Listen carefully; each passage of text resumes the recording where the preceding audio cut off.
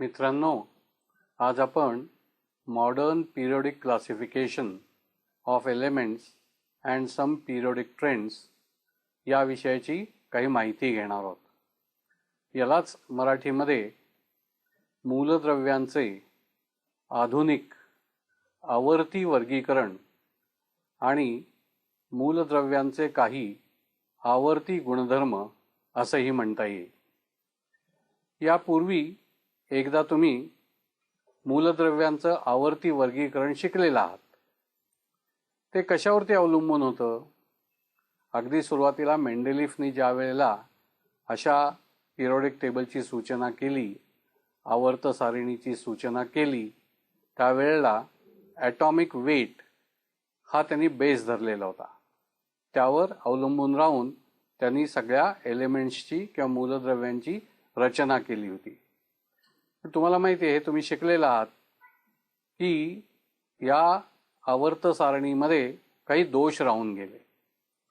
Atomic वेटवरती ही सगळी रचना केली गेली, यालाच लोकांचं ऑब्जेक्शन होतं. लोकांचं असं म्हणणं होतं की ॲटॉमिक वेट ही बदलणारी प्रॉपर्टी आहे, त्यामुळे आयसोटोप्सला कुठली जागा द्यायची, अशा काही शंका मनात निर्माण झाल्या होत्या. काळाचा ओघ जसजसा बदलत गेला, शास्त्रज्ञांनी पुढचे एक्सपेरिमेंट्स केले. त्यावेळेला मोसेले नावाच्या एका शास्त्रज्ञांनी असं दाखवून दिलं की अणुअंक म्हणजेच ॲटॉमिक नंबर ही मूलद्रव्याची मूलभूत प्रॉपर्टी आहे, तो मूलधर्म आहे असं म्हणायला हरकत नाही. ॲटॉमिक वेट ही बदलणारी प्रॉपर्टी आहे, ॲटॉमिक नंबर किंवा अणुअंक ही न बदलणारी प्रॉपर्टी आहे. म्हणून आवर्त सारिणीची रचना ही अणुअंकाप्रमाणे करावी असं मोसेलेने सुचवलं. त्याचं मुख्य काम हे सगळं एक्सरे ॲनालिसिसवरती होतं. त्या अभ्यासानंतर त्यांनी जे निष्कर्ष काढले त्यावरून त्यांनी ही सूचना केली की पिरियोडिक टेबलची म्हणजे आवर्त सारिणीची रचना ही अणुअंकाप्रमाणे व्हावी. आणि त्याप्रमाणे तो लॉ किंवा तो नियम बदलला गेला. तुम्ही एकदा हा नियम शिकलेला आहात. काय होता हा नियम? पिरियोडिक प्रॉपर्टीज याबद्दलचा हा नियम होता. तर नियम असा होता, properties of elements are the periodic functions of their atomic numbers. म्हणजे मूलद्रव्यांच्या प्रॉपर्टीज किंवा गुणधर्म हे त्याचे आवर्ती फल असते. याप्रमाणे हा नियम बदलला गेला आणि त्या नियमानुसार नवीन रचना जी केली गेली त्याला तुम्हाला माहिती आहे, नाव काय दिलं गेलं होतं? Long form of the periodic table. आता लॉंग फॉर्म हा डोळ्यासमोर ठेवून पुढच्या काही गोष्टी आपण बोलणार आहोत. ज्या वेळेला निरनिराळ्या शास्त्रज्ञांनी काही प्रयोग केले त्यावेळेला त्यांना काही निरनिराळी अशी निरीक्षणं मिळाली. त्याच्यात कुणीतरी हायड्रोजनचा एमिशन स्पेक्ट्रम म्हणजे उत्सर्जित पंक्ती याच्यावरती अभ्यास केला आणि त्याच्यातनं काही निष्कर्ष जे निघाले ते त्यांनी फोटोग्राफिक प्लेटवरती, ज्याला चित्रफितीची पट्टिका असं म्हणतात, त्या पट्टिकेवरती ज्या काही रेषा उमटल्या, लाईन्स निर्माण झाल्या, त्यावरून त्यांनी पुढील निष्कर्ष काढले. ते निष्कर्ष असे होते, आपण इलेक्ट्रॉन्सना काही भ्रमण कक्षा दिलेल्या आहेत, तर या भ्रमण कक्षांकडे आपण वर्तुळाकार अशा दृष्टिकोनातून बघतो. पण ज्यांनी हे प्रयोग केले त्यांनी असं सुचवलं, ह्या ज्या भ्रमण कक्षा आहेत ह्या इतक्या अशा सरळ साध्या नाही आहेत, त्यांच्यामध्ये काही उपकक्षा आहेत. या उपकक्षांना कक्षिका असं नाव दिलं गेलं. याच्यातनं अनेक प्रश्न निर्माण झाले. पूर्वीची ॲटॉमिक स्ट्रक्चरची जी कल्पना होती, अणूंची जी संरचना होती, ती बऱ्या प्रमाणात लोकांना समजली होती. उदाहरणार्थ, केंद्रक हे केंद्रस्थानी असतं, अणूच्या केंद्रकाच्या भोवती इलेक्ट्रॉन्स हे ठराविक भ्रमणकक्षिकेत फिरत असतात वगैरे वगैरे. आता त्यांची नावं पण लोकांना माहिती झाली होती. पहिल्या शेलला किंवा पहिल्या भ्रमणकक्षेला के नाव, दुसऱ्याला एल नाव, अशी नावं दिली गेली होती. किंवा काही वेळेला त्यांचा उल्लेख पहिली भ्रमणकक्षा, दुसरी भ्रमणकक्षा असा होत होता. आता ही उपकक्षांची किंवा कक्षिकेची कल्पना पुढे आल्यानंतर लोकांच्या मनात काही प्रश्न उभे राहिले. ते असे होते की एखादा कक्ष घेतला, भ्रमणकक्षा घेतली, तर त्याच्यात उपकक्ष किती किंवा कक्षिका किती हे कसं ठरवणार? तर शास्त्रज्ञांनी प्रयोगाच्या आधारे या गोष्टी सुद्धा ठरवल्या. त्यांनी असं सांगितलं की number of orbitals in each shell depend upon the number of orbit. याचा अर्थ जे काही ऑर्बिटचा नंबर असेल तेवढ्याच कक्षिका त्या ऑर्बिटमध्ये असतील. मराठीत सांगायचं झालं तर के शेल आहे, त्या शेलमध्ये म्हणजेच भ्रमणकक्षेत एकच कक्षिका आहे. म्हणजे मुख्य शेलचा नंबर 1 म्हणून कक्षिकेला सुद्धा नंबर 1. म्हणजे पहिल्या के शेलमध्ये, पहिल्या भ्रमणकक्षेमध्ये एकच कक्षिका असेल आणि त्याचं नाव दिलं गेलं एस. याला इंग्रजीत ऑर्बिटल असं म्हणतात, मराठीत कक्षिका असं म्हणतात. तर पहिल्या शेलमध्ये किंवा पहिल्या भ्रमणकक्षेत एक कक्षिका, दुसऱ्या कक्षेत 2 भ्रमणकक्षिका, तिसऱ्या भ्रमणकक्षेत 3 कक्षिका आणि याप्रमाणे जो काही नंबर शेलचा असेल तेवढ्याच कक्षिका या त्या शेलमध्ये किंवा त्या भ्रमणकक्षेत असतील. पुन्हा एकदा, भ्रमणकक्षा नंबर 1, कक्षिका 1, भ्रमणकक्षा नंबर 2, कक्षिका 2, भ्रमणकक्षा नंबर 3, कक्षिका 3, याप्रमाणे कक्षिकेचे नंबर्स ठरत जातात. आता यापूर्वी आपण पाहिलंय प्रत्येक भ्रमणकक्षेत किती इलेक्ट्रॉन्स फिरत राहतील याचा काहीतरी नियम आहे. त्या नियमानुसार आपण असं म्हटलं होतं के भ्रमणकक्षेत 2, एल मध्ये 8, त्याच्यानंतर 18, चौथ्या कक्षेत 32 वगैरे वगैरे. मग जसे आपण कक्षाची क्षमता ही ठरवून दिली तशी कक्षिकेची क्षमता काही ठरवून दिलेली आहे का हो?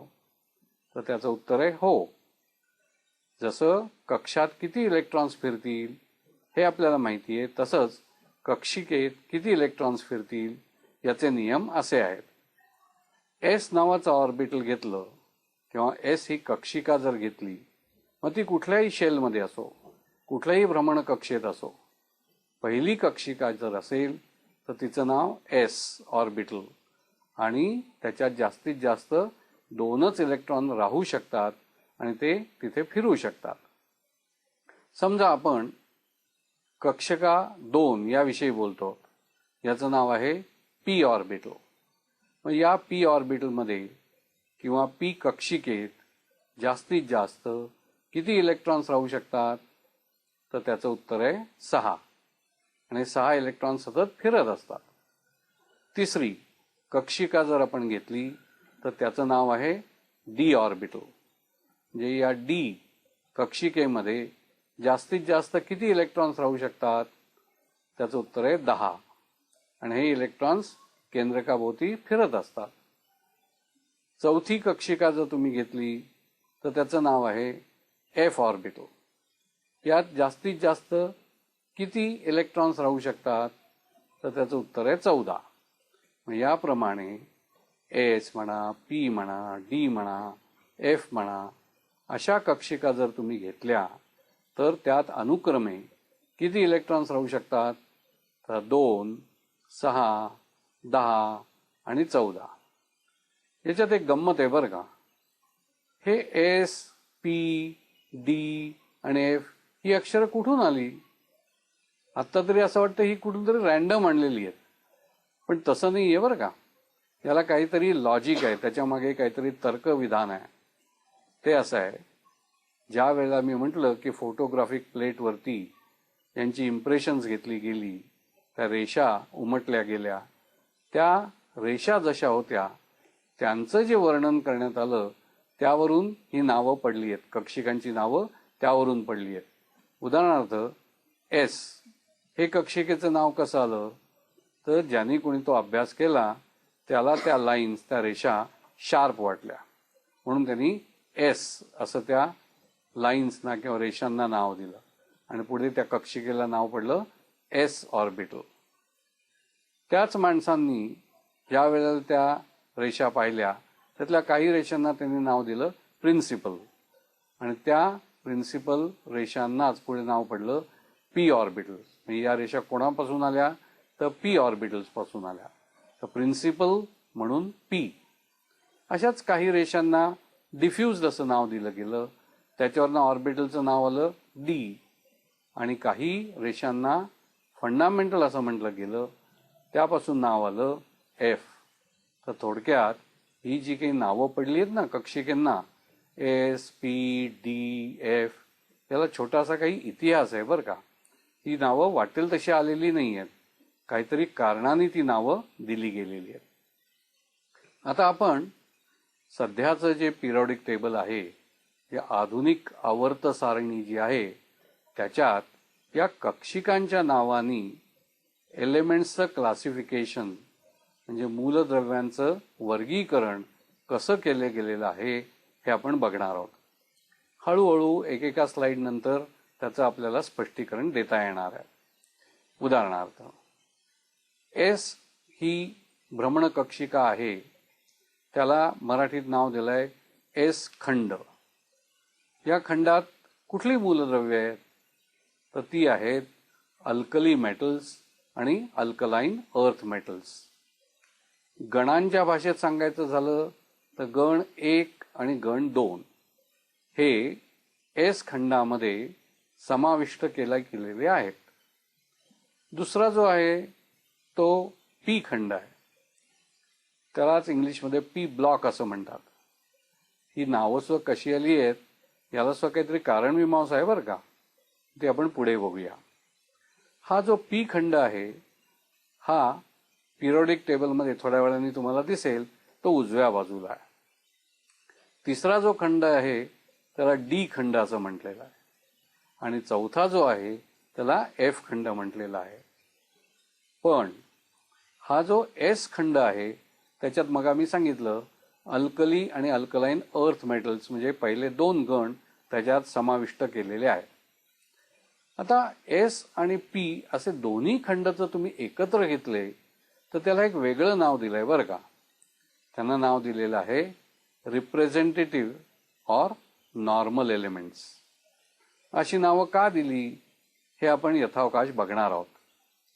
तो जो डी खंड आहे ना, पिरियॉडिक टेबलच्या साधारणपणे मध्यावर असतो, तो त्याला नाव दिलेलं आहे ट्रान्झिशन एलिमेंट्स, संक्रमण मूलद्रव्य असं त्याला म्हणतात.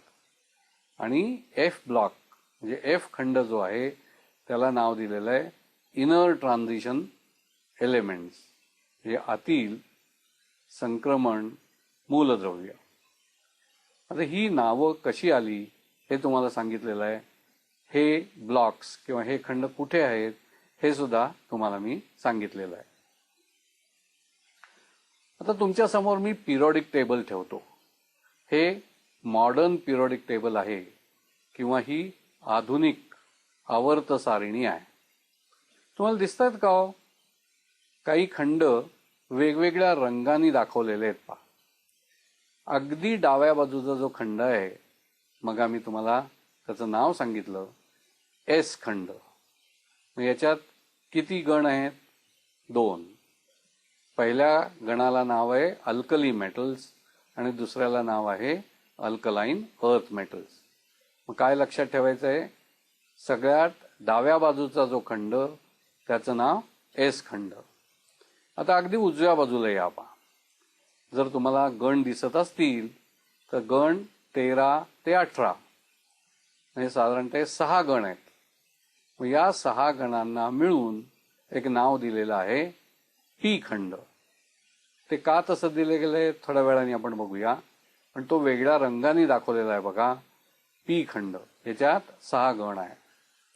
आता पिरियॉडिक टेबलच्या मध्यावर पहा, आवर्त सारणीच्या मध्यावरती पहा, काय दिसतंय तुम्हाला? 4 रोज दिसत आहेत आणि उभे गण दिसत आहेत. ते गण 3 ते 12 असे आहेत पहा. मग 3 ते 12 म्हणजे एकंदर किती झाले? 10 उभे कॉलम्स किंवा गण झाले. आणि अशा 4 रोज म्हणजे सर्वसाधारणपणे असं म्हणता येईल की 10 गुणिले 4, नंतर या डी ब्लॉकमध्ये किंवा डी खंडामध्ये 40 मूलद्रव्य असायला हवीत. प्रत्यक्षात किती आहेत थोड्या वेळाने आपण बघणारच आहोत. आता आवर्त सारणीच्या अगदी खाली या बघा, हिरवट रंगाने काही मूलद्रव्य दाखवलेली आहेत. नीट जर तुम्ही पाहिलं तर या 2 सेरीज आहेत, 2 ओळी आहेत पहा. यांना नाव दिलेलं आहे, पहिल्या ओळीला लॅन्थनाइड्स आणि दुसऱ्या ओळीला नाव दिलंय ॲक्टिनाइड्स. प्रत्येक ओळीत तुम्ही नीट निरीक्षण जर केलं तर असं लक्षात येईल की 14 मूलद्रव्य आहे. अशा 2 ओळी आहेत. मग किती एलिमेंट झाली या 2 सेरीजमध्ये? 14 गुणिले 2 म्हणजे 28 झाली. मग एस ब्लॉकमध्ये किंवा एस खंडात सगळ्यात कमी, त्यानंतर जास्त पी खंडामध्ये, त्यापेक्षा जास्त एफ खंडामध्ये आणि सगळ्यात शेवटी सगळ्यात जास्त मूलद्रव्य असलेला खंड म्हणजे डी खंड. मग सर्वसाधारणपणे एस, पी, डी, एफ अशा खंडात जर विभाजन करायचं झालं तर आवर्त सारणीचं विभाजन कसं होईल हे मी तुमच्या समोर ठेवलेलं आहे. आता याच वर्गीकरणाला अनुसरून आपण पुढील काही बाबी बघणार आहोत. Mapping of the periodic table म्हणजे पिरियॉडिक टेबलमध्ये कुठला खंड कुठे आहे आणि त्या खंडाला ते नाव का दिलं गेलेलं आहे याविषयी आपण थोडीशी चर्चा करूया. काही बाबी यातल्या मी आधीच सांगितलेल्या आहेत. उदाहरणार्थ एस ब्लॉक, एस खंड. आता याच्यात कुठले ग्रुप्स आहेत, कुठले गण आहेत ते मग आम्ही सांगितलं 1 आणि 2. आता या खंडाचं एक वैशिष्ट्य आहे ते मी तुम्हाला सांगतो. या खंडामध्ये तुम्ही जसजसे इलेक्ट्रॉन्स मूलद्रव्यामध्ये ठेवत जाल तसतसं तुमच्या लक्षात येईल की पहिल्या गणात प्रत्येक मूलद्रव्यामध्ये शेवटचा इलेक्ट्रॉन हा एस ऑर्बिटल किंवा एस कक्षिकेत जातो आणि शेवटचं जे काही शेल असेल त्या शेलमधल्या एस ऑर्बिटलमध्ये किंवा एस भ्रमण कक्षिकेत तो इलेक्ट्रॉन जातो. दुसरा जो कण आहे त्याचं नाव आहे अल्कलाइन अर्थ मेटल्स.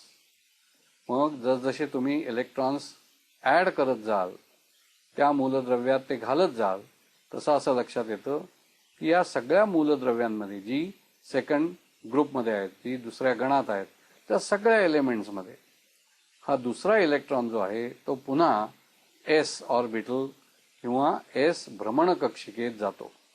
या एस ब्लॉकचं वैशिष्ट्य काय सांगता येईल? याच्यात सगळ्यात शेवटी भरले जाणारे जे इलेक्ट्रॉन्स आहेत ते कुठे जातात? तर एस ऑर्बिटलमध्ये जातात किंवा एस या भ्रमण कक्षिकेत जातात. आणि ही भ्रमण कक्षिका ही शेवटच्या शेलची किंवा शेवटच्या कक्षाची असते. आता दुसरा खंड पहा, पी ब्लॉक. मग आम्ही दाखवला होता तुम्हाला आवर्त सारणीमध्ये. यात किती गण आहेत? 13 ते 18 म्हणजे 6 गण आहेत. तुम्ही जसजसे इलेक्ट्रॉन्स त्यांच्या अणूमध्ये ठेवत जाल तसतसं काय लक्षात येतं? शेवटच्या कक्षेत शेवटचा इलेक्ट्रॉन जेव्हा जातो त्यावेळेला तो पी ऑर्बिटल किंवा पी या भ्रमण कक्षिकेत तो जातो. या पी ब्लॉकचं वैशिष्ट्य काय? तर या सगळ्या मूलद्रव्यांमध्ये शेवटचा इलेक्ट्रॉन शेवटच्या कक्षेत पी ऑर्बिटल किंवा पी कक्षिकेत जातो. पुढे चला. डी ब्लॉक, संक्रमण मूलद्रव्य, यालाच डी खंड असं सुद्धा म्हणतात. याच्यात किती गण येतात? 3 ते 12. यांचं वैशिष्ट्य काय? जसजसे तुम्ही अणूमध्ये इलेक्ट्रॉन्स भरत जाल तसं असं लक्षात येतं की शेवटचा जो इलेक्ट्रॉन तुम्ही घालाल तो लास्ट बट वन, हे शेवटच्या कक्षाच्या आधीचा कक्ष, याच्यात तो इलेक्ट्रॉन जातो. त्यालाच आपण डी ऑर्बिटलमध्ये तो जातो किंवा डी कक्षिकेमध्ये तो जातो असं आपण म्हणतो. याचं वैशिष्ट्य पुन्हा एकदा, शेवटच्या इलेक्ट्रॉनची भ्रमण कक्षिका कुठली? तर ती डी आहे. पुढे एफ ब्लॉक म्हणजेच एफ खंड. यात किती ओळी आहेत? 2, लॅन्थनाइड्स आणि ॲक्टिनाइड्स. समजा आपण एक एक असे इलेक्ट्रॉन्स भरत गेलो, शेवटचा इलेक्ट्रॉन कुठे जाईल? तर इथे वैशिष्ट्य असं आहे की it goes to last but two shell, म्हणजे तो कुठे जातो? शेवटून दुसऱ्या भ्रमण कक्षेत आणि भ्रमण कक्षिकेत, एफ भ्रमण कक्षिकेत तो जातो. पण त्याचं कक्ष कुठलं असतं? लास्ट बट टू, म्हणजेच शेवटून दुसरं. मग ही वैशिष्ट्य तुम्हाला लक्षात ठेवायला हवीत. नावं जी पडलेली आहेत ना या खंडांना, ती त्यावरूनच पडलेली आहेत. एस खंडामध्ये इलेक्ट्रॉन एस ऑर्बिटलमध्ये जातो, पी खंडामध्ये इलेक्ट्रॉन पी ऑर्बिटलमध्ये जातो, डी खंडात इलेक्ट्रॉन हा डी ऑर्बिटलमध्ये जातो आणि एफ ब्लॉकमध्ये शेवटचा इलेक्ट्रॉन एफ या ऑर्बिटलमध्ये जातो. हे सगळे शेवटचे इलेक्ट्रॉन्स आहेत बरं का जाणारे. आणि ते कुठे जातात त्याच्यावरून त्या मूलद्रव्यांच्या गणांना एकत्रितपणे एस म्हणा, पी म्हणा, डी म्हणा, एफ म्हणा अशी नावं पडलेली आहेत. आता या आवर्त सारणीकडे बघण्याचा आणखीन एक दृष्टिकोन असू शकतो बरं का. आतापर्यंत आपण ॲटॉमिक वेट प्रमाणे केलेलं क्लासिफिकेशन पाहिलं, ॲटॉमिक नंबर प्रमाणे केलेलं क्लासिफिकेशन पाहिलं. आता हे थोडंसं वेगळ्या तऱ्हेने केलेलं क्लासिफिकेशन किंवा वर्गीकरण पहा. याच्यात सोयीसाठी ही संबंध पिरियोडिक टेबल मधला एकच हिस्सा घेतला आहे बरं का. तो पी खंड मी घेतलेला आहे. मग तुम्हाला मी दाखवलं होतं की गण 13 ते 18 याला आपण पी खंड असं म्हणतो. याच्यात 6 गण आहेत, तुम्हाला दिसत आहेत ते सरळ 13, 14, 15, 16, 17, 18. आता याच्यात जे काही वर्गीकरण केलेलं आहे ते मेटल्स, नॉन मेटल्स आणि मेटलॉइड्स याप्रमाणे केलेलं आहे. म्हणजेच हे वर्गीकरण धातू, अधातू आणि धातू सदृश अशा मूलद्रव्यांच्या भाषेत केलेलं आहे. तुम्ही या पी खंडाच्या मधल्या पोर्शनकडे बघा. काय दिसतं तुम्हाला? पिवळट रंगाचे असे काही चौकोन दिसत आहेत पहा, आणि त्याच्यातली मूलद्रव्य पहा. मी पिवळ्या चौकोनांमधली मूलद्रव्य वाचतो आहे. बोरॉन, सिलिकॉन, जर्मॅनियम, आर्सेनिक, अँटीमनी, टेल्युरियम आणि पोलोनियम. म्हणजे एकंदर 7 मूलद्रव्य तुम्हाला दिसत आहेत पिवळ्या रंगाची. ही सगळी मेटलॉइड्स आहेत. म्हणजे काय? ही धातू सदृश अशी मूलद्रव्य आहेत. त्यांच्या डाव्या बाजूला म्हणजे उदाहरणार्थ 13व्या गणात ॲल्युमिनियम, गॅलियम, इंडियम, थॅलियम ही जी मूलद्रव्य आहेत ही सगळी मेटल्स आहेत किंवा धातू आहेत. 14व्या गणात बघा, कार्बन हा अधातू आहे, पण टिन आणि लेड हे धातू आहेत. ॲटॉमिक नंबर 83 बिस्मथ हा धातू आहे, तर नायट्रोजन आणि फॉस्फरस हे अधातू आहेत. ऑक्सिजन, सल्फर, सेलेनियम अधातू आहेत. मग नीट पाहिलं आणि जरा विचार केला तर असं म्हणता येईल, ज्या पिवळ्या रंगाने दाखवलेली जी मूलद्रव्ये आहेत त्यांच्या डाव्या बाजूला खाली जी काही मूलद्रव्ये आहेत सर्वसाधारणपणे ही मेटल्स म्हणता येतील किंवा धातू म्हणता येतील, आणि पिवळ्या रंगाचे जे चौकोन आहेत त्याच्या उजव्या बाजूला वर जी मूलद्रव्ये ठेवलेली आहेत ही सगळी अधातू म्हणून ठेवता येतील. मग या 3 भाषांमध्ये म्हणजे मेटल्स, नॉन मेटल्स आणि मेटलॉइड्स या नामाभिधानं जी आहेत त्याच्यात जर वर्णन करायचं झालं तर आवर्त सारणीचं वर्णन असं करता येईल, विशेषतः पी खंडामध्ये ते असं करता येईल की जी पिवळ्या रंगाने दाखवलेली आहेत, काही लोक याच्यात रेषा काढतात, मग त्याला झिगझॅग लाईन असं म्हणतात. तर त्या पिवळ्या रंगाच्या चौकोनांपासून जी काय बनलेलं आहे, झिगझॅग म्हणा, चौकोन म्हणा, लाईन म्हणा, त्याच्या डाव्या बाजूचे सगळे मेटल्स किंवा धातू आणि उजव्या बाजूचे जे आहेत ते सगळे अधातू. इथे पी खंडच फक्त का घेतला हो? कारण सगळे जे मेटलॉइड्स आहेत किंवा धातू सदृश मूलद्रव्ये आहेत ही फक्त पी ब्लॉकमध्ये आहेत बरं का, म्हणून तुम्हाला पी ब्लॉक दाखवलेला आहे. एस खंडामध्ये जे आहेत ते सगळे धातू आहेत, डी खंडामध्ये जे आहेत तेही सगळे धातू आहेत, तसंच एफ खंडामध्ये जे आहेत तेही सगळे धातू आहेत. तर सगळेच धातू असल्यानंतर तेच दाखवण्यात काय मजा आहे? म्हणून पी ब्लॉक दाखवलेला आहे की ज्याच्यात तिन्ही प्रकारची मूलद्रव्ये आहेत, धातू, अधातू आणि धातू सदृश. मग हे सुद्धा एक प्रकारचं वर्गीकरणच झालं नाही का? वेगवेगळे क्रायटेरियन किंवा वेगवेगळ्या पद्धतीने ज्यावेळेला तुम्ही वर्गीकरण करता त्यात ही सुद्धा एक पद्धत असू शकते. आता आपण थोडं पुढे जाऊया. आत्तापर्यंत जो काही सगळा वेळ घालवला आपण तो आवर्ती वर्गीकरण समजावून घेण्यात घालवला. पूर्वी होतं ते ॲटॉमिक वेट प्रमाणे केलेलं आवर्ती वर्गीकरण होतं. आत्ताचं जे होतं ते ॲटॉमिक नंबर प्रमाणे किंवा अणुअंकाप्रमाणे केलेलं आवर्ती वर्गीकरण होतं. त्यालाच आपण आधुनिक असं आवर्ती वर्गीकरण म्हटलं.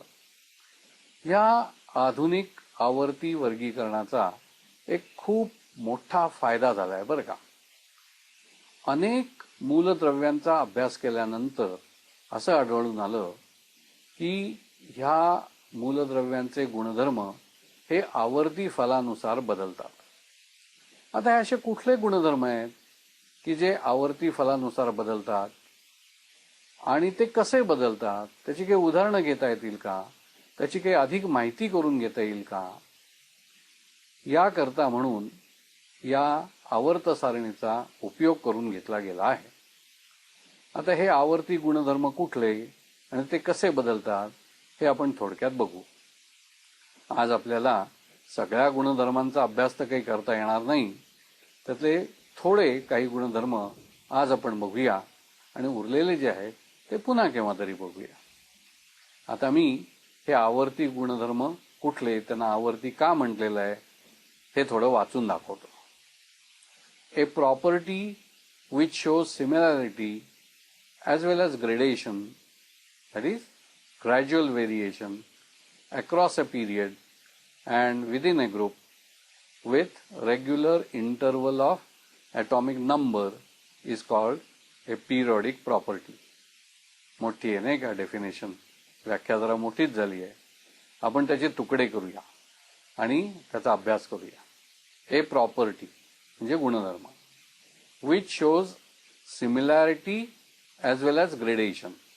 ही प्रॉपर्टी किंवा गुणधर्म कसा आहे, तो सारखेपणा पण दाखवतो आणि ग्रॅज्युअल व्हेरिएशन म्हणजे क्रमशः बदल असाही दाखवतो.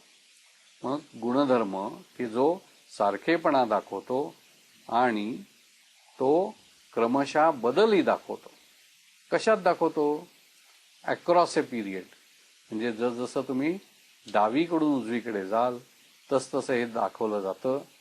तसंच विदिन ए ग्रुप म्हणजे दिलेल्या गणात तुम्ही जसं वरून खाली जाल तसतसं हे निरीक्षण तुम्हाला बघायला मिळतं. मग हे होत असताना आणखी एक गोष्ट काय होते, regular interval of atomic number, जे एक ठराविक अंतर गेल्यानंतर जे काही मूलद्रव्य येतं त्याचा गुणधर्म हा वरील मूलद्रव्याच्या सारखाच असतो किंवा तो क्रमशः बदललेला असतो. अशा बदलाला पिरियडिक प्रॉपर्टी किंवा आवर्ती फल असं म्हणतात. पुढचा मुद्दा पहा. The distribution of electrons in the various shells determines the physical and chemical properties of the element. Distribution of electrons, हे इलेक्ट्रॉन्सचं वाटप किंवा वाटणी इन व्हेरियस शेल्स म्हणजे निरनिराळ्या भ्रमणकक्षांमध्ये. डिटरमिन्स म्हणजे ठरवतो काय, physical and chemical properties of the element, मूलद्रव्याचे कायिक आणि रासायनिक गुणधर्म हे इलेक्ट्रॉन्स ठरवतात. सगळी व्याख्या एकत्र करायची म्हटली तर असं सांगता येईल, मूलद्रव्यात जे काही इलेक्ट्रॉन्स असतात, त्याच्या अणूमध्ये जे काही इलेक्ट्रॉन्स असतात त्याचं निरनिराळ्या भ्रमणकक्षांमधलं वाटप हे मूलद्रव्याच्या कायिक आणि रासायनिक प्रॉपर्टीज म्हणजेच गुणधर्म ठरवतं. पुढे जाऊया. The similarities in properties are due to similarity in electron configuration. मग तुम्हाला जे सारखे गुणधर्म दिसतात किंवा गुणधर्मांमध्ये जो सारखेपणा दिसतो तो कशामुळे असतो, similarity in electron configuration. Electron configuration म्हणजे काय, इलेक्ट्रॉन्सचं निरनिराळ्या भ्रमणकक्षांमध्ये वाटप. मग हे वाटप जर सारखं असेल तर त्या मूलद्रव्यांचे गुणधर्म सारखे असतात. मग गुणधर्मातल्या सारखेपणाचं कारण काय, इलेक्ट्रॉन कॉन्फिगरेशन किंवा इलेक्ट्रॉन्सच्या वाटपामधला सारखेपणा हे त्याचं कारण आहे.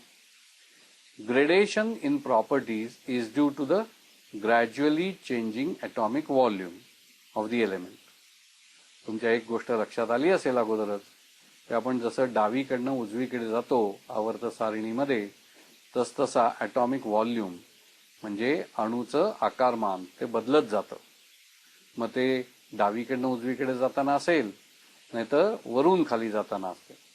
मग या आकारात, अणूच्या आकारात जो काही क्रमशः बदल होत जातो त्यामुळे त्या मूलद्रव्याच्या गुणधर्मांमध्ये सुद्धा क्रमशः बदल होत जातो. थोडक्यात जो काही क्रमशः बदल आपल्याला दिसतो त्याचं कारण काय, क्रमशः बदलण्यात जाणारा ॲटॉमिक व्हॉल्यूम म्हणजेच अणूचा आकार. या सगळ्याला मिळून आपण नाव देतो पिरियॉडिसिटी. आता आपण पुढचा मुद्दा बघूया. एक एक करून आपण काही गुणधर्म घेऊया मूलद्रव्यांचे आणि ते आवर्ती फलानुसार कसे बदलतात म्हणजेच क्रमशः त्याच्यात बदल कसा होत जातो हे आपण बघूया. आपण पहिला गुणधर्म घेऊया ज्याला इंग्लिशमध्ये म्हणतात व्हॅलन्सी, मराठीत आपण त्याला म्हणतो संयुजा. या संयुजेमध्ये आवर्त सारणीमध्ये कसा कसा बदल होत गेलेला आहे त्याची थोडक्यात आपण चर्चा करूया. पुन्हा एकदा आपण व्हॅलन्सी किंवा संयुजा हा गुणधर्म त्याची व्याख्या घेऊया.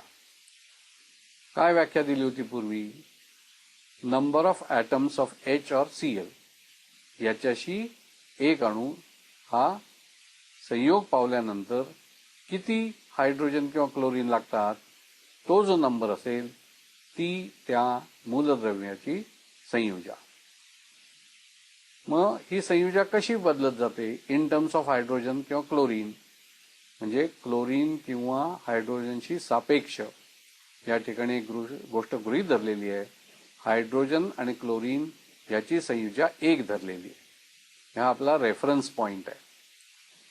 मग ही संयुजा first increases and then decreases across a period. मूलद्रव्याची संयुजा त्याचं काय होतं, डावीकडून उजवीकडे जाताना पहिल्यांदा वाढते आणि नंतर कमी होते. पण कुठून कुठपर्यंत वाढते? त्याचं उत्तर आहे गण 1 ते 4 इथपर्यंत ती वाढत जाते आणि नंतर 4च्या नंतर ती कमी कमी होत जाते. इथे गणांचे नंबर जे दिलेत ना ते आधुनिक आवर्त सारणीचे आहेत बरं का. त्यामुळे काही वेळेला माझ्या बोलण्यात जर जुने आकडे आले तर तेवढं तुम्ही समजून घ्या. मग आता डावीकडून उजवीकडे जातोय आपण. मी दुसरी रो जी आहे ती इथे तुम्हाला दिसत नाहीये. दुसऱ्या रोच्या संदर्भात मी बोलतोय. Lithium, beryllium, boron, carbon, nitrogen, oxygen, fluorine, neon. ही जर रो तुम्ही घेतली तर निरीक्षण असं आहे, डावीकडून उजवीकडे जाताना लिथियम पासून कार्बन पर्यंत संयुजा 1 पासून वाढत जाऊन 4 पर्यंत जाते. नंतर काय होतं, गण 5 पासून म्हणजे नायट्रोजन पासून ती कमी व्हायला लागते. नायट्रोजन, ऑक्सिजन, फ्लोरीन यांच्या संयुजा आहेत. आता इथे 5 हा ग्रुप नंबर प्रमाणे मी सांगितला. प्रत्यक्षात ती संयुजा 3 असणार आहे, कारण ग्रुप नंबर हा 8तून वजा केला की एक संयुजा मिळते. तो नंबर इथे येतो त्या गणाला म्हणजे नायट्रोजनच्या गणाला 3 म्हणून त्याची संयुजा आहे 3. ऑक्सिजनची 2 आणि फ्लोरीनची 1. म्हणजे 1 ते 4 सलग वाढत गेली आणि नंतर ती कमी होत गेली 3, 2, 1. हे सगळं मी दुसऱ्या रो बद्दल सांगितलं बरं का. आता मी तिसऱ्या रो कडे येतो. त्यातली एलिमेंट्स आहेत sodium, magnesium, aluminium, silicon, phosphorus, sulphur आणि क्लोरीन. मगा सांगितलेला सिद्धांत इथेही लागू पडतोच बरं का. म्हणजे पहिल्या 4 मूलद्रव्यांच्या बाबतीत सलग वाढत जाते संयुजा 1 ते 4 आणि नंतर कमी होत जाते. तो नियम तर लागू पडतोच. शिवाय आणखी एक नवीन निरीक्षण आहे पहा इथे. डावीकडून उजवीकडे जाताना संयुजा सतत वाढत जाते अगदी शेवटच्या गणापर्यंत. उदाहरणार्थ सोडियमची संयुजा आहे 1, मॅग्नेशियमची आहे 2, ॲल्युमिनियमची आहे 3, सिलिकॉनची आहे 4. इथपर्यंत तर हे नेहमीच सरळ वाटणारी गोष्ट आहे. पण फॉस्फरसची ही पण एक संयुजा आहे 5, सल्फरची ही पण एक संयुजा आहे 6, क्लोरीनची ही पण एक संयुजा आहे 7. म्हणजे डावीकडून उजवीकडे जाताना संयुजा कशी बदलत गेली, खाली दिली आहे बघा ती 1, 2, 3, 4, 5, 6 आणि 7. म्हणजे डावीकडनं उजवीकडे जाताना सतत ती वाढत गेलेली आहे. आता विथ रिस्पेक्ट टू ऑक्सिजन जरी तुम्ही घेतलीत ना ही संयुजा म्हणजे ऑक्सिजनशी सापेक्ष, तरी सुद्धा तोच निर्णय येतो, तोच परिणाम दिसतो. 1, 2, 3, 4, 5, 6, 7. तुम्हाला थोडी अधिक माहिती हवी असेल तर तुम्ही त्याची ऑक्साइड्स काय आहेत ती बघा. उदाहरणार्थ सोडियमचा आहे Na2O, मॅग्नेशियमचा आहे MgO, एलचा आहे Al2O3. असं करत करत शेवटी तुम्ही एसचं SO3, क्लोरीनचं Cl2O7 अशी कंपाऊंड्स तुम्हाला मिळतील. याच्यावरनं काय दिसून येतं, ती व्हॅलन्सी किंवा ती संयुजा ही सतत वाढत जाते आणि ती 1 पासून जी वाढते ती 7 पर्यंत वाढते. त्याचबरोबर मगाचा नियम लागू आहेच बरं का. 1 ते 4 सलग वाढत जाते आणि 4 नंतर ती कमी होत जाते. 4, 3, 2, 1 अशी पण होत जाते. थोडक्यात या दोन्ही प्रकारे या संयुजा दाखवल्या जातात. आता इथेच तुमच्या लक्षात आलं असेल की संयुजेचं क्रमशः बदल होतोय. पिरियोडिसिटी म्हणजे काय, क्रमशः होणारा बदल. मग 1, 2, 3, 4 ही क्रमशः वाढ झाली आणि 4, 3, 2, 1 ही सुद्धा क्रमशः झाली पण ती कमी कमी होत गेली. या उलट 1 ते 7 ही क्रमशः वाढच होत गेली. थोडक्यात क्रमशः होणारी वाढ किंवा क्रमशः होणारी त्यातली कमी ही दोन्ही पिरियोडिसिटी या नावाखाली आपल्याला बघता येते. आवर्ती फल म्हणजे हेच. अशा रीतीने व्हॅलन्सी या विषयावरती आपण थोडी ही माहिती घेतली. हा पहिला गुणधर्म होता, त्याला संयुजा, मूलद्रव्याची संयुजा असं आपण म्हटलं. आता आपण मूलद्रव्याच्या आणखी एका गुणधर्माकडे येऊया. याला इंग्रजीमध्ये ॲटॉमिक रेडियस असं म्हणतात. मराठीत त्याला अणूची त्रिज्या असं आपण म्हणूया. अणूची त्रिज्या ही सुद्धा क्रमशः बदलत जाते. पण तो बदल बघण्याच्या अगोदर आपण अणूची त्रिज्या म्हणजे नेमकं काय याविषयी थोडीशी माहिती घेऊया. ही माहिती घेण्या अगोदर एक गोष्ट मला तुम्हाला सांगायला हवी. अणूकडे बघण्याचे सुद्धा ना वेगवेगळे दृष्टिकोन आहेत.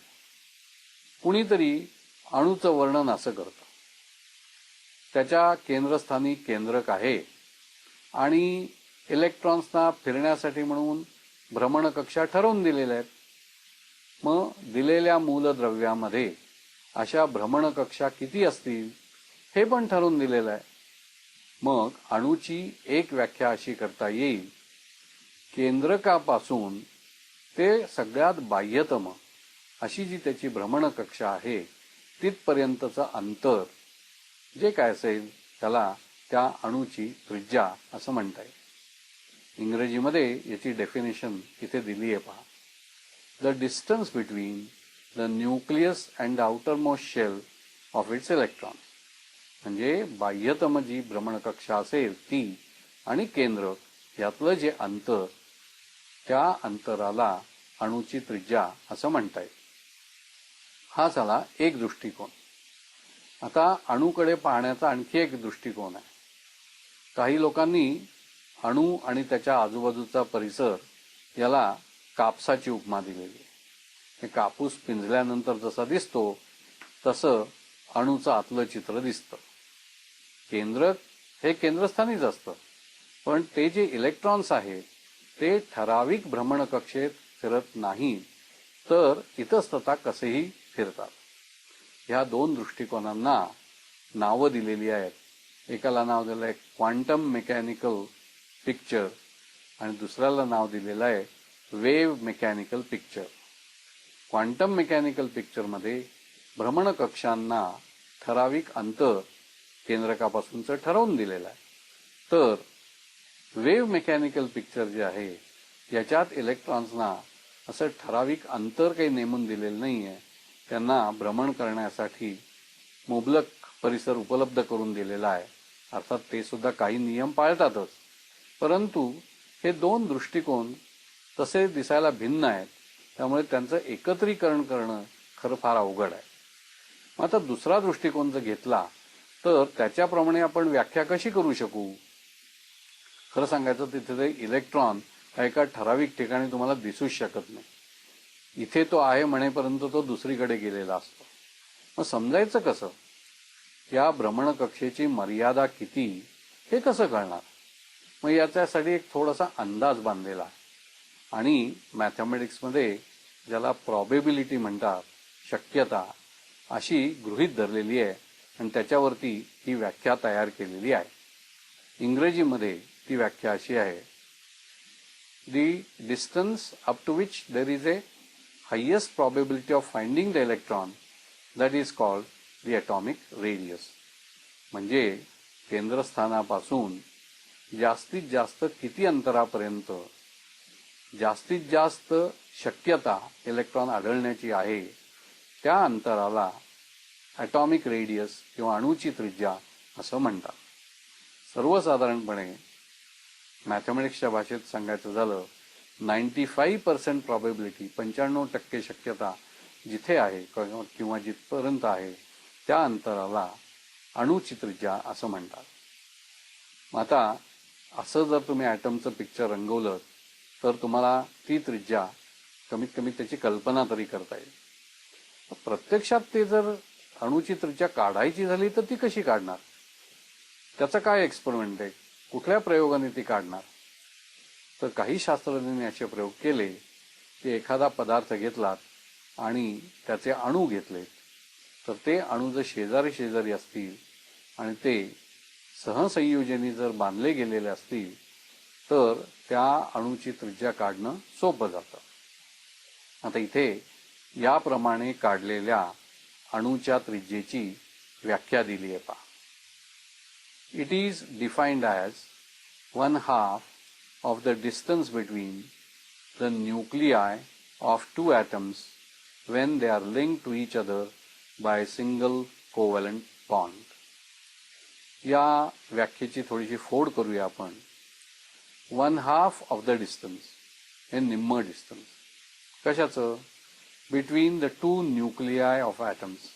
हे दोन अणू घेतले आणि त्याची दोन केंद्रकं जर घेतली, त्याच्यात एक गृहीत धरलेलं आहे की हे दोन अणू एकमेकाला टेकतायत, म्हणून उजव्या बाजूचं जे चित्र दाखवलंय ना, त्याचे मुद्दाम ते टेकलेले दाखवलेत पहा. आणि डाव्या बाजूचे जे चित्र आहे त्याच्यात ते एकमेकात थोडेसे अडकलेत किंवा पेनट्रेट झालेले आहेत किंवा ओव्हरलॅप झालेले आहेत असे दाखवलेले आहेत. ते दोन्ही पिक्चर्सही बरोबर आहेत. एक कॉन्टॅक्ट दाखवतं तर एक थोडंफार मिक्सिंग दाखवतं. तर ज्या ठिकाणी जशी परिस्थिती असेल त्याप्रमाणे त्याचं मोजमाप घेता येईल. दोन केंद्रकांकडे पहा आणि त्याच्यातलं जे अंतर आहे त्याला इंटर न्यूक्लिअर डिस्टन्स असं म्हणतात. हे दोन केंद्रकांमधलं अंतर इंटर न्यूक्लिअर डिस्टन्स. आणि अशा इंटर न्यूक्लिअर डिस्टन्सला जर तुम्ही दोनांनी भागलं किंवा त्याचं निम्म केलं तर जे काही मिळतं त्याला त्या अणूची त्रिज्या असं म्हणता येईल. थोडक्यात प्रयोगाने काढता येण्यासारखी ही मेथड आहे. एक्सरे किंवा इलेक्ट्रॉन डिफ्रॅक्शन अशा टेक्निक्सनी तुम्हाला हे इंटर न्यूक्लिअर डिस्टन्स काढता येतं आणि मग आपोआपच त्याची निम्मी किंमत ही अणूची त्रिज्या म्हणून सांगता येतं. आता जे मी येणार आहे ते त्या ॲटॉमिक त्रिज्यांच्या किमतींकडे येणार आहेत, व्हॅल्यूजकडे येणार आहे आणि त्यावरून काही निष्कर्ष काढणार आहेत. Atomic radius across the period कशी बदलते आणि विदिन ए ग्रुप कशी बदलते हे एकामागोमाग एक आपण बघूया. तुमच्या समोर जे चित्र ठेवलेलं आहे त्याच्यात सेकंड रो एलिमेंट्स घेतली आहेत पहा. Lithium, beryllium, boron, carbon, nitrogen, oxygen आणि फ्लोरीन. त्याच्या खाली काही आकडे दिसत आहेत तुम्हाला, त्या अणूंच्या त्रिज्या आहेत. ह्या पिकोमीटर्समध्ये आहेत. पिकोमीटर हे या त्रिज्या मोजण्याचं एक परिमाण आहे. एक पिकोमीटर म्हणजे 10⁻⁻12 मीटर्स. मग या परिमाणाप्रमाणे जे काही बदल होत आहेत ते आपल्या समोर ठेवलेले आहेत. काय दिसतंय तुम्हाला? डावीकडून उजवीकडे जाताना ॲटॉमिक रेडियस ही कमी कमी कमी अशी होत चाललेली आहे. थर्ड पिरियडच्या मूलद्रव्यांकडे बघा, सोडियम, मॅग्नेशियम, ॲल्युमिनियम वगैरे. तिथे सुद्धा हेच दिसतंय. डावीकडून उजवीकडे जाताना त्या त्रिज्या ह्या कमी कमी होत जात आहे. इथेच आणखीन एक निरीक्षण सुद्धा तुम्हाला करता येईल. लिथियमकडून सोडियमकडे जाताना मात्र ती अणूची त्रिज्या वाढलेली आहे. ह्या क्रमाकडे आपण थोड्या वेळाने येऊया. खाली काही निष्कर्ष काढलेले दिसत आहेत पहा. इन ए पिरियड म्हणजेच डावीकडून उजवीकडे जाताना it decreases across a period from left to right. म्हणजे अणूची त्रिज्या डावीकडून उजवीकडे जाताना सतत कमी कमी कमी होत जाते. तसंच गणाबद्दल बोलायचं झालं तर काय सांगता येईल? वरून खाली येताना टॉप टू बॉटम अणूची त्रिज्या ही सतत वाढत जाते. It increases from top to bottom in a group. खाली काही चित्र दाखवली आहेत पहा. ती दुसऱ्या आणि तिसऱ्या रो मधल्या एलिमेंट्सच्या अणूंची चित्र आहेत. अणूंचे आकार दाखवलेले आहेत त्याच्यात. आता लिथियमकडून डावीकडून उजवीकडे जाताना तुमच्या लक्षात येईल तो आकार सतत कमी कमी कमी होत आलेला आहे. शेवटचा जो ॲटम आहे त्याचा जो आकार वाढलेला दिसतोय बरं का, त्याच्याबद्दल मी थोडं नंतर बोलेन. पुन्हा तिसऱ्या पिरियडकडे आपण आलो की सोडियमकडून मॅग्नेशियमकडे आणि असंच डावीकडनं उजवीकडे जाताना अणूची त्रिज्या ही सतत कमी कमी कमी होत गेली आहे. इथे सुद्धा शेवटच्या मूलद्रव्याची अणुत्रिज्या ही वाढलेली दिसते बरं का. म्हणजे तो जो ट्रेंड, तो जो क्रमशः बदल दाखवलेला आहे त्याला ही दोन एलिमेंट्स म्हणजे निऑन आणि आर्गॉन हे अपवाद दिसत आहेत. हे अपवाद काय आहेत याचं स्पष्टीकरण बरंच ॲट लेंथ किंवा मोठ्या प्रमाणात देता येईल.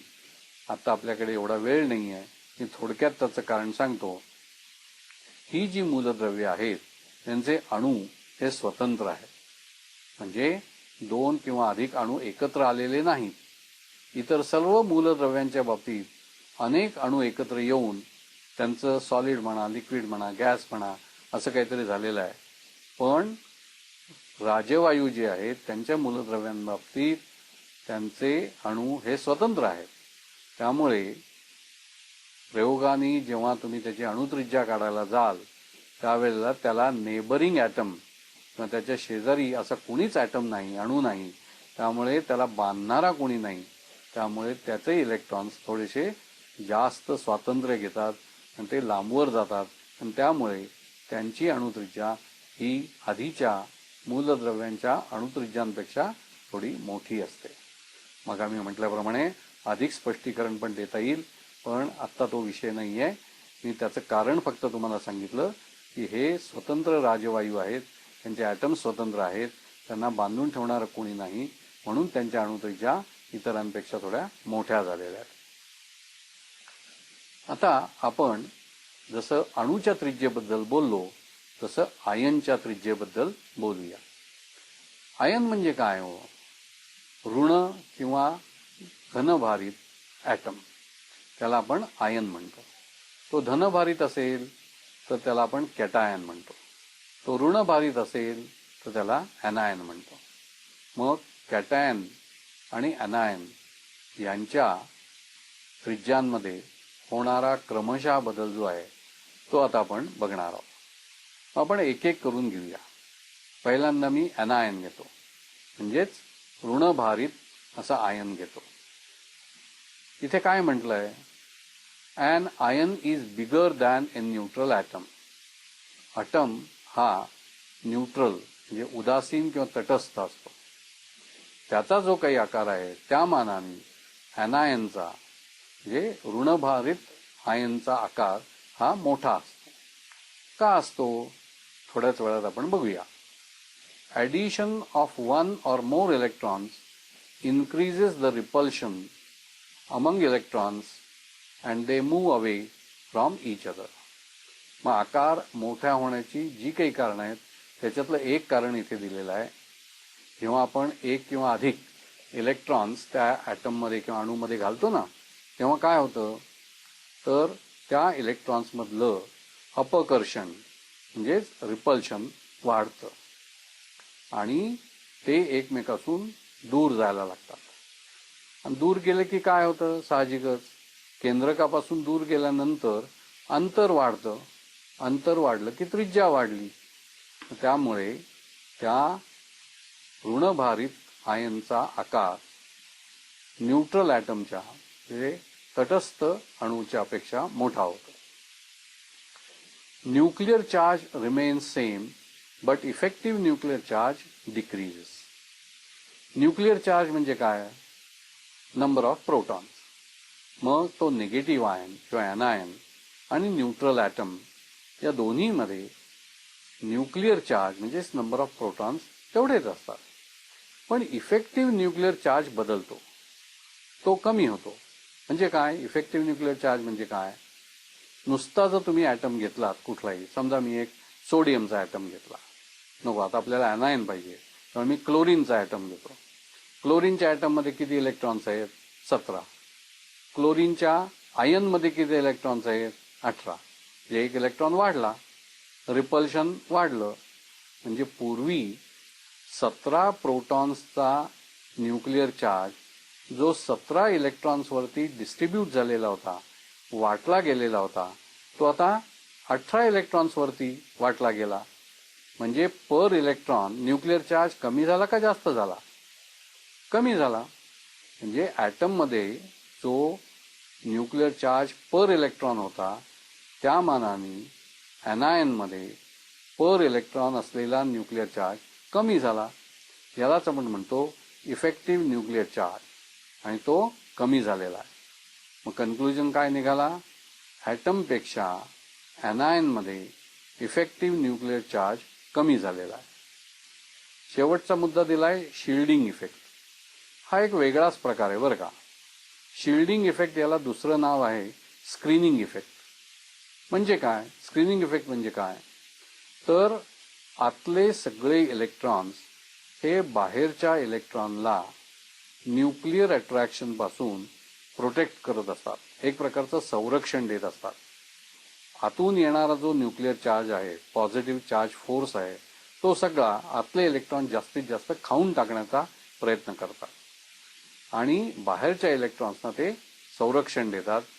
त्यांच्यापर्यंत तो न्यूक्लिअर चार्ज पोचू देत नाही. त्याला म्हणतात स्क्रीनिंग इफेक्ट. आपल्याकडे अनेकदा आपण सूर्य, पृथ्वी, चंद्र यांची निरनिराळी ग्रहणं पाहतो. त्या ग्रहणांमध्ये काहीसं असंच होत असतं. मध्ये कोणीतरी येतं, आत कोणीतरी, म्हणजे अगदी आतल्या बाजूला असतं कोणीतरी, त्याच्यापासून सगळ्यात बाहेर जे आहे त्याला एक प्रकारचं संरक्षण दिलं जातं. तसाच काहीसा इथे प्रकार आहे. तर जेवढे आत इलेक्ट्रॉन जास्त तेवढं बाहेरच्या इलेक्ट्रॉनला दिलं गेलेलं संरक्षण जास्त, आणि त्यामुळे ते इलेक्ट्रॉन्स केंद्रकापासून जास्तीत जास्त दूर जाण्याचा प्रयत्न करतात. मग असं म्हणता येईल, जेवढा शिल्डिंग इफेक्ट किंवा स्क्रीनिंग इफेक्ट जास्त तेवढं न्यूक्लियसपासून त्या बाह्यतम इलेक्ट्रॉनचं अंतर जास्त, म्हणजेच ॲटॉमिक व्हॉल्यूम वाढेल. मग ॲनायनिक रेडियस ठरवणारे हे वेगवेगळे फॅक्टर्स आहेत पहा. Number of shells, shielding effect, nuclear charge, हे सगळे ठरवतात कोणाचं काय होणार. म्हणजे उदाहरणार्थ ॲनएन हा आकाराने ॲटमपेक्षा मोठा होणार. आता आपण कॅटायन विषयी बोलूया. कॅटायन म्हणजे काय? Positively charge ion. तो कसा तयार होतो? एखाद्या ॲटमनी इलेक्ट्रॉन्स कोणाला तरी देऊन टाकले की कॅटायन तयार होतं. मग हा cation it is smaller than the neutral atom. असं का होतं? कॅटायन म्हणजेच धनभारित आयन हा उदासीन अणूपेक्षा आकाराने लहान का होतो? त्याची आपण कारणं बघूया. When one or more electrons are removed, the repulsive force between the remaining electrons decreases and they come closer to the nucleus. हे सहज समजण्यासारखं आहे बा. बाहेरचे इलेक्ट्रॉन्स आपण काढून टाकले, बाहेरचे असोत नाही तर कुठलेही असो, इलेक्ट्रॉन्स काही जर काढून टाकले तर उरलेल्या इलेक्ट्रॉन्सवरती तो न्यूक्लिअर फोर्स अट्रॅक्ट होणार. ते उरलेले इलेक्ट्रॉन्स एकमेकाला रिपेल करतायत. आता त्यांचा नंबरच जर कमी झाला तर रिपल्शनही कमी होणार, अपकर्षण कमी होणार, आणि त्यामुळे ते त्या न्यूक्लियसकडून जास्त जोरात अट्रॅक्ट होणार. त्यामुळे ते जवळ येतील आणि त्यांची त्रिज्या कमी होईल, म्हणजे आकार कमी होईल. दे कम लिटल क्लोजर, केंद्रकाच्या ते जवळ येतील. यांचा इफेक्टिव्ह न्यूक्लिअर चार्ज वाढतो. नुसताच न्यूक्लिअर चार्ज नाही वाढत, इफेक्टिव्ह न्यूक्लिअर चार्ज वाढतो. आता कॅटायनमध्ये आणि ॲनायनमध्ये, ॲनायनमध्ये आपण मग बोललो त्यामुळे पुन्हा बोलायचं कारण नाही. कॅटायनमध्ये आणि ॲटममध्ये दोन्हीकडे न्यूक्लिअर चार्ज सारखाच आहे, पण 11 मधला एक इलेक्ट्रॉन जर गेला तर राहतील 10. मग आयनमध्ये, सोडियमच्या आयनमध्ये 10 आणि ॲटममध्ये 11. मग 11 हा नंबर जास्त आहे. ते इलेक्ट्रॉन्स जास्त म्हणून रिपल्शन जास्त, आयनमध्ये इलेक्ट्रॉन्स कमी म्हणून रिपल्शन कमी. मग कमी इलेक्ट्रॉन्सवरती तेवढाच न्यूक्लिअर चार्ज जर डिस्ट्रीब्यूट झाला तर इफेक्टिव्ह न्यूक्लिअर चार्ज वाढला. त्यामुळे काय होणार? इलेक्ट्रॉन्स अधिक जवळ येणार, अणूची त्रिज्या कमी होणार, अणूचा आकारमान कमी होणार. Last shell is lost and valence electron lies in the last but one shell. हा फार महत्वाचा बदल आहे बरं का. साधारणपणे अल्कली मेटल्स किंवा अल्कलाईन अर्थ मेटल्स म्हणजे थोडक्यात ग्रुप 1 किंवा 2, इवन काही वेळेला ग्रुप 3 बद्दलही आपण बोलतो. या तिन्ही ठिकाणी ज्या वेळेला इलेक्ट्रॉन्स दिले जातात तेव्हा ते अनुक्रमे 1, 2 आणि 3 असे दिले जातात. आणि हे जे इलेक्ट्रॉन्स गेले तर ते आउटर मोस्ट शेल जे आहे ना, जे बाह्यतम भ्रमण कक्ष जो आहे ना, ते कक्षेतले सगळेच इलेक्ट्रॉन्स गेले आणि तो कक्षच उडाला. अशा परिस्थितीमध्ये बाह्यतम कक्षा नाहीशीच झाली म्हणजे मग आतल्या ज्या काय कक्षा आहेत तेवढ्याच उरल्या. उदाहरणार्थ सोडियम बद्दल जर मी बोललो, त्या ॲटममध्ये 3 कक्षा आहेत आणि त्यातली एक कक्षा जर गेली तर 2च राहिल्या. मग 2 कक्षा साहजिकच न्यूक्लियसच्या म्हणजे केंद्रकाच्या अगदीच जवळ येणार आणि त्यामुळे मग ते अंतर कमी होणार. थोडक्यात हा मुद्दा अतिशय महत्त्वाचा आहे. शेवटचा मुद्दा की शेवटच्या ऑर्बिटमधले इलेक्ट्रॉन्स गेले तर ते ऑर्बिटच नाहीसं होतं. त्यामुळे त्रिज्येचं अंतर हे एकदम कमी होतं. मग आपण आता बघितलं की ॲनायनमध्ये काय होतं आणि कॅटायनमध्ये काय होतं. हे चित्ररूपाने मी तुमच्या समोर ठेवतोय. सोडियम ॲटम आणि सोडियम आयन यांच्या आकाराची तुलना इथे केली आहे. डोळ्याला सहज दिसतंय बघा. उजव्या बाजूचं चित्र लहान आहे, डाव्या बाजूचं मोठं आहे. आणि त्याचं कारण काय आहे? डाव्या बाजूच्या चित्रात 3 भ्रमणकक्षा दिसत आहेत, उजवीकडे 2च आहेत. असं का झालं? कारण सोडियम ॲटमचं रूपांतर ज्या वेळेला सोडियम आयनमध्ये झालं त्यावेळेला तो बाह्यतम जो इलेक्ट्रॉन आहे ना तो गेला आणि तो गेल्याबरोबर त्या तिसऱ्या ऑर्बिटचं किंवा बाह्यतम कक्षेचं अस्तित्वच नाहीसं झालं आणि मग 2च कक्ष उरले. साहजिकच अणूची त्रिज्या 2 कक्षांमध्ये असल्यामुळे लहान झाली. म्हणजेच सोडियम ॲटमपेक्षा सोडियम आयन हा लहान झाला. आता आपण ऋणभारित आयन आणि त्याचा ॲटम याची तुलना करूया. इथे उदाहरण घेतलंय क्लोरीन ॲटम आणि क्लोराईड आयन.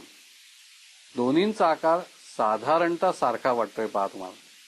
थोडासा फरक आहे, चटकन न कळण्यासारखा. इलेक्ट्रॉन्सचं वाटप जर बघितलं तर दोन्हीकडे पहिला, दुसरा आणि तिसरा शेल हा आहे. पहिल्या शेलमध्ये दोन्हीकडे 2 इलेक्ट्रॉन्स आहेत. दुसऱ्या शेलमध्ये दोन्हीकडे 8 इलेक्ट्रॉन्स आहेत. पण डावीकडे तिसऱ्या शेलमध्ये 7 इलेक्ट्रॉन्स आहेत. तर उजवीकडे शेवटच्या शेलमध्ये 8 इलेक्ट्रॉन्स आहेत. म्हणजे काय झालंय? 1 इलेक्ट्रॉन वाढलाय. तो दाखवलाय पहा वेगळ्या रंगाने. हा इलेक्ट्रॉन बाकीच्या इलेक्ट्रॉन्सना रिपेल करतो, जे त्यांच्यातलं अपकर्षण वाढवतो. साहजिकच नंबर ऑफ इलेक्ट्रॉन्स वाढले, अपकर्षण वाढलं की ते एकमेकांपासून दूर जातात. म्हणजेच त्यांचा आकार थोडासा वाढतो. याचा अर्थ असा झाला क्लोराईड आयनचा आकार हा क्लोरीन ॲटमपेक्षा मोठा असतो. जनरल कन्क्लुजन काढायचं झालं तर ॲनायन हा ॲटमपेक्षा मोठा असतो. मग आत्ता जे आपण ज्याची चर्चा केली, जे डिस्कस केलं, त्याचं निर्णायक स्वरूपात काही आपल्याला सांगता येईल का? त्याचं काही कन्क्लुजन काढता येईल का? तर ते कन्क्लुजन्स असे काढता येतील.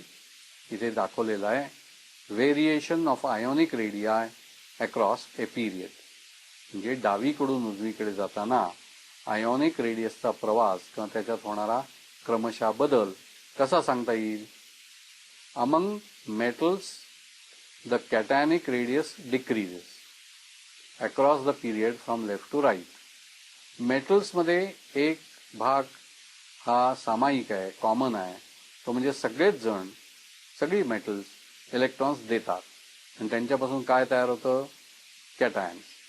मग अशा कॅटायन्सच्या बाबतीत जर आपण बोललो तर डावीकडून उजवीकडे जाताना त्यांची त्रिज्या, त्यांचा आकार हा डावीकडून उजवीकडे जाताना कमी कमी होत जातो. नॉन मेटल्सच्या बाबतीत ते ॲनायन्स फॉर्म करतात, म्हणजे ऋणभारित आयन्स तयार करतात. मग जेव्हा आपण नॉन मेटल्स विषयी बोलू त्यावेळेला सगळे नॉन मेटल्स असले पाहिजेत आणि ते ऋणभारित असणार आहेत. डावीकडून उजवीकडे जाताना क्रमशः बदल तसाच आहे. ती जी त्रिज्या आहे, ते जो आकार आहे तो डावीकडून उजवीकडे जाताना कमी कमीच होत जातो. असे एक जनरल ट्रेंड क्रमशः बदल म्हणून सांगता येईल. डावीकडून उजवीकडे जाताना कॅटायनचा आणि तसंच ॲनायनचा आकार हळूहळू म्हणजे क्रमशः कमी होत जातो. इथे एक गोष्ट लक्षात ठेवायची आहे, कधीही कॅटायनची आणि ॲनायनची बरोबरी करायची नाही, त्यांची तुलना करायची नाही. तुलना करायची झाली तर एकाच प्रकारचे आयन जे असतील त्यांचीच तुलना करायची. म्हणजे कॅटायन घेतला तर सगळेच कॅटायन्स असले पाहिजे, ॲनायन्स घेतले तर सगळेच ॲनायन्स असले पाहिजे. कॅटायन आणि ॲनायनची तुलना करायची नाही. मग डावीकडून उजवीकडे जाताना कॅटायन असो किंवा ॲनायन असो, त्यांची रेडियस ही कमी कमी होत जाते. या उलट गणाकडे पहा. इथे एक गण घेतलेला पहिला, त्याचे आयन्स घेतलेले आहेत, लिथियम, सोडियम, पोटॅशियम वगैरे. त्यांची आकारमान आपण दाखवलेली आहे. काय दिसतंय? वरून खाली जाताना प्रत्येकाचा आकार अधिक वाढत गेलेला आहे. हा क्रमशः बदल आहे. अचानक कुठे काहीतरी बदल झालेला नाही, कमी किंवा जास्त झालेला नाही. हळूहळू क्रमशः आकार वाढत गेलेला आहे. मग जनरल ट्रेंड जर सांगायचा झाला, across a period ionic radius decreases, within a group atomic as well as ionic radius increases. एकदा वाचून दाखवतो हे क्रमशः बदल कसे होतात. Down the group ionic radii increase with increasing atomic number of the element. The number of shells increases, valence electrons go away from the nucleus, the distance between nucleus and the outermost shell increases. ही सगळी कारणं दिलेली आहेत. पहा, 2, 3 आणि 4 हे जे काय मुद्दे आहेत ते कारण मीमांसा दर्शवतात. आणि पहिला जो मुद्दा आहे तो निरीक्षण दर्शवतो. हे प्रत्यक्षात मूलद्रव्यांचा क्रम म्हणजे त्यांच्या गुणधर्मांचा क्रम कसा बदलतो. आणि मुद्दा नंबर 2, 3, 4 हे त्याची कारण मीमांसा दर्शवतात. तर आता आपण ही 2 किंवा 3 प्रॉपर्टीज किंवा गुणधर्मांचे ट्रेंड्स पाहिले. आणखीन काही प्रॉपर्टीज आहेत, आणखीन काही गुणधर्म आहेत, ते मात्र आपण पुढच्या भागात बघूया. आज आपण इथे थांबूया.